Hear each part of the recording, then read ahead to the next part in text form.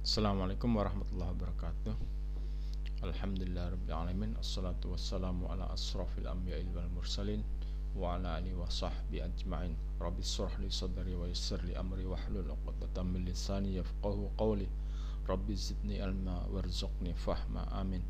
Rekan-rekan yang dirahmati Allah, minggu ini kita kuliah secara daring dan saya akan sampaikan sedikit materi ini. Namun untuk jelasnya teman-teman silahkan membuka secara lengkap dan mempelajari materi. Saya akan menjelaskan inti-intinya saja dan nanti dilengkapi kuis dalam bentuk multiple choice dari materi yang sebelumnya. Nah, saya kasih kesempatan jawab kuisnya hanya 2 kali ya. Untuk selanjutnya nanti sekali saja. Maka harus difahami baru boleh mencoba menjawab kuis untuk minggu-minggu selanjutnya. Sekarang kita kasih kesempatan 2 kali. Kenapa hanya sekali minggu-minggu selanjutnya? Karena kuis itu kalau udah dikerjakan sudah ada jawabannya.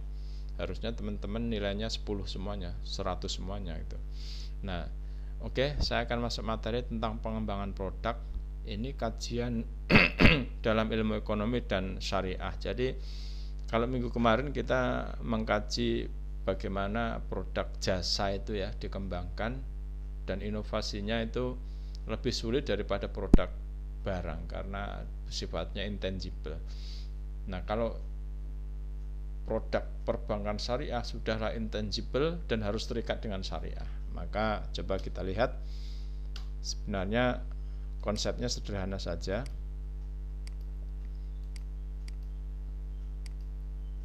Ini ya, ini dari kajian ilmu ekonomi. Ini teori ini sangat populer. Jadi teman-teman kalau belajar pengantar manajemen pasti udah mengenal teori ini. Udah belajar kewirausahaan mengenal teori ini. Belajar marketing pasti mengenal teori ini. Ini namanya product life cycle. Ini kalau nggak salah itu dikembangkan oleh namanya Boston Consulting Group ya. Ini saya dulu kuliah tahun 90-an, teman-teman belum ada yang lahir itu saya udah belajar ini. Jadi kalau ada namanya product life cycle ini secara alamiah produk itu akan mengalami hal seperti ini. Yang pertama itu muncul innovator, jadi stake awal ini namanya innovator, ini baru ditemukan, muncul, ini dikembangkan dari research dan development. Lalu yang kedua ini pengenalan, jadi stage yang kedua itu namanya early adapters. Jadi ini baru dikenalkan, maka dia tumbuh dan berkembang. Ini namanya growth. Jadi dia masa pertumbuhan. Masa pertumbuhan ini namanya early maturity. Jadi dia sudah dikenal, dia tumbuh, lalu berkembang terus dan mengalami namanya kedewasaan produk atau maturity. Nah, ini namanya late maturity. Jadi ini sudah mengalami kedewasaan. Nah, manusia itu kalau udah dewasa akhirnya tua. Nah, kalau produk itu juga gitu. Jadi dia dewasa lalu tua dan mengalami decline. Jadi dia menurun. Nah, kalau manusia itu sudah tua, itu tinggal nunggu matinya. Tapi kalau produk jangan sampai.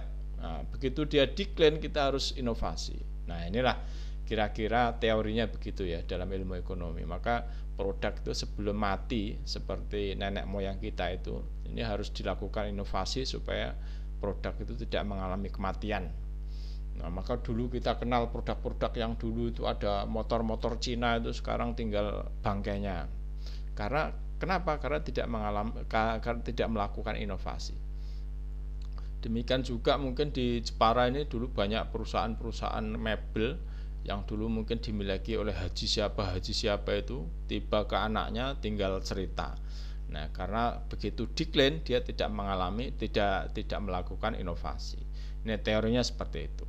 Nah, ini kajian ekonomi. Ingat ya, jadi inovasi itu sangat ditentukan oleh pemimpin. Sangat ditentukan oleh pemimpinnya. Maka ada pendapat ini materi sebelumnya. Jadi ini penelitian yang dilakukan oleh seorang ahli itu. Jadi kegiatan kegagalan inovasi itu lebih dikarenakan karena kegagalan kepemimpinan dan kelumpuhan. Jadi namanya leadership failure dan leadership paralysis. Kegagalan kepemimpinan dan kelumpuhan kepemimpinan. Maka hati-hati kalau inovasi produk itu, maka perusahaan-perusahaan besar itu akan dipimpin oleh orang-orang yang cerdas, hebat itu ya. Nah gitu. Lalu kita sekarang masuk ke ini. Nah, inovasi itu yang paling penting adalah faktor pentingnya apa? SDM. Mulai dari manajerial, pemimpin, SDM, research and development, jaringan informasi, dan timingnya. Timingnya harus tepat. Jadi jangan zaman sekarang, zaman modern begini kita inovasinya misalnya produk yang masa lalu yang tidak ada inovasi, ya, itu akan ketinggalan zaman. Jadi timingnya harus tepat. Lalu sekarang kalau kita masuk ke ilmu syariah itu lebih rumit lagi, karena inovasi di perbankan syariah, produk syariah itu harus pilihannya kita memilih customer preference atau syariah compliant gitu. Dan di dalam ilmu syariah ini tidak boleh milih salah satu, dua-duanya harus kita lakukan secara bersamaan. Jadi tidak boleh karena kita berpikir customer preference lalu mengabaikan syariah compliant, nggak boleh. Ini dua-duanya harus jalan.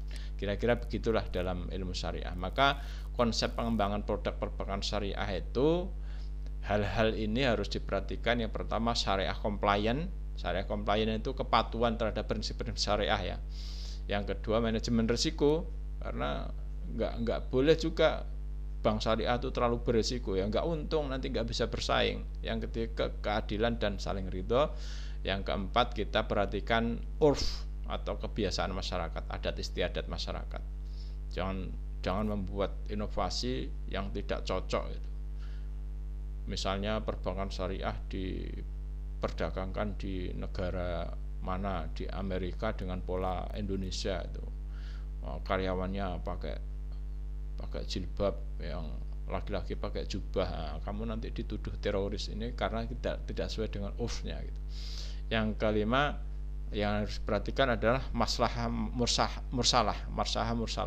Ini sebenarnya gini, dalam muamalah itu kan semuanya halal ya, boleh. Tapi jadi kalau tidak ada dalil dan belum ada dalil, kita itu mengambil hukum harus menghindar dari kemudaratan tapi menjaga kemanfaatan. Nah itu. Maka ini namanya maslahah mursalah. Yang keenam yang perlu kita perhatikan adalah takhfif atau taisir, itu mengenai kemudahan dan menghindari kesulitan. Jangan membuat produk tapi sulit. Yang ketujuh tentang al-ibahah, kebolehan, jangan sampai membuat produk yang tidak boleh itu secara syariah. Yang kedelapan preference konsumen. Jadi konsumen customer preference ini penting. Jadi kita membuat produk itu kan untuk apa? Untuk customer kita. Jadi jangan produk yang tidak dibutuhkan oleh customer. Yang ke-9 segmentasi, dan yang ke-10 ini kita harus mengemas dan ada legalisasi. Kalau konteks syariah itu harus legalisasi dari DSN MUI dan dari regulator. Nah, kira-kira begitulah materi kita untuk hari ini. Mudah-mudahan bisa diikuti dengan baik. Nah, ini pendekatan dalam pengembangan produk perbankan syariah itu ada namanya replication. Jadi hanya mereplikasi saja dari perbankan konvensional lalu direplikasi ke perbankan syariah. Yang kedua itu ada product augmentation, jadi pengayaan, jadi dikayakan, jadi dari produk yang sudah ada diperkaya lagi. Yang ketiga ada product mutation, ada modifikasi produk agar berfungsi luas. Misalnya salam itu kan, atau istisna dan salam itu kan pada prinsipnya itu kan hanya terbatas. Salam itu produk pertanian, istisna itu biasanya misalnya untuk kursi, meja. Itu sekarang itu istisna itu berkembang untuk apa? Untuk properti, untuk jalan tol dan sebagainya. Ini namanya product mutation. Dan product augmentation juga pengayaan. Yang keempat itu ada combination of contract itu, atau hybrid kontrak yang seperti yang pernah saya sampaikan itu. Jadi kombinasi dari kontrak. Yang kelima itu ada new product and new contract and product. Jadi produk yang sama sekali baru dengan akad yang baru. Nah, inilah kira-kira materi kita. Untuk lengkapnya teman-teman bisa mencari sumber-sumber ini di di jurnal maupun di internet. Jangan sampai cuma dari materi yang sederhana ini saja, nanti teman-teman malah nggak ada ilmunya. Mungkin itu yang bisa saya sampaikan. Sekian, mohon maaf bila ada kurangan. Billahi taufik wal hidayah. Assalamualaikum warahmatullahi wabarakatuh.